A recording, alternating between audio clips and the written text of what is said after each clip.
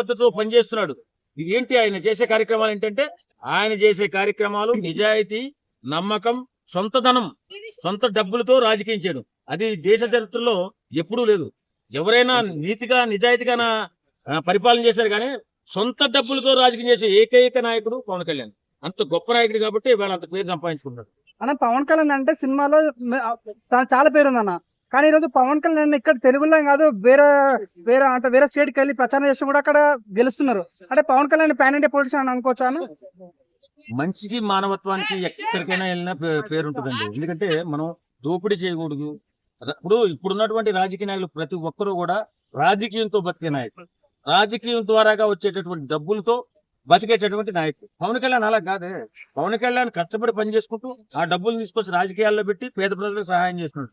లేకపోతే 300 మంది రైతులు గుర్తించే వాళ్ళని, చనిపోయిన రైతుల్ని, ఇబ్బందులు చనిపోయిన రైతులు గుర్తించి మనిషికి ఒక్కొక్క ఇంటికి ఒక్కొక్క ₹1,00,000 ఇచ్చింటే ఆయన దేవుడు కాబట్టి మానవుడా పవన్ కళ్యాణ్?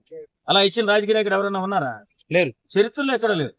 వాస్తవంగా ఎవరైనా గెలిచిన తర్వాత ప్రభుత్వం తాలూకు సొమ్ముతో కొన్ని పథకాలు పెట్టి పేద ప్రజలకి ఉద్ధరించిందే ఉంది తప్ప ఇతనిలాగా సొంత డబ్బుతో చేసినటువంటి వ్యక్తి ఎక్కడ రాజకీయాల్లో లేడు.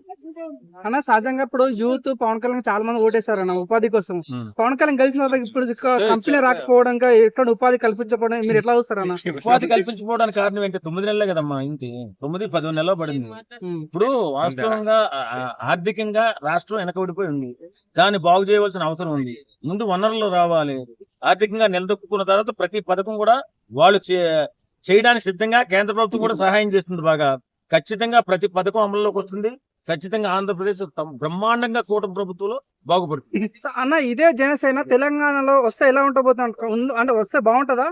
ఖచ్చితంగా బాగుంటదండి. ఎందుకంటే ఒక నీతిపరుడు, నిజాయితీపరుడు ఒక రాష్ట్రంలో ఉన్నాడనుకో, ఒక కంపెనీలో ఉన్నాడనుకో, వాడిని చూసి భయపడుతుంటారు.